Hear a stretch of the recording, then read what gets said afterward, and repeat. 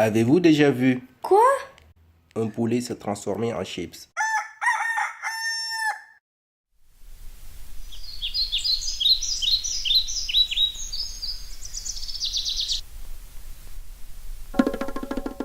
La première étape consiste à analyser les constituants volatiles d'un poulet en train de cuire. L'analyse est effectuée par chromatographie en phase gazeuse où seulement l'espace de tête est analysé, c'est-à-dire l'odeur dégagée par le poulet. Grâce à de nombreuses analyses, nous avons pu identifier les principales molécules d'intérêt qui nous serviront de base pour la création de notre arôme poulet rôti. Après avoir effectué des demandes d'échantillons pour nos matières premières et accompagné de nos apprentis formulateurs de 6e, nous débutons la seconde étape. Cette dernière consiste à sentir les différentes matières premières pures pour avoir une idée de leur puissance olfactive. Suite à cela, nous diluons ces différentes matières premières dans de l'eau en effectuant des pesées de précision. N'ayant pas les mêmes intensités aromatiques, différentes dilutions sont réalisées pour obtenir des concentrations de dégustation adaptées. Nous goûtons les solutions préparées afin de créer la formule de notre top note. La top note se doit d'être représentative de l'odeur et du goût recherché.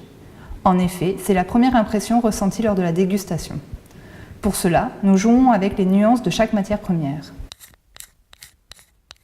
Ainsi, notre top note poulet rôti évoque les pommes de terre cuites au four, les champignons frais de Paris, le caramel, l'huile d'olive, l'herbe coupée, les herbes aromatiques et la fumée du barbecue. Soit, dans le monde des molécules, les noms suivants.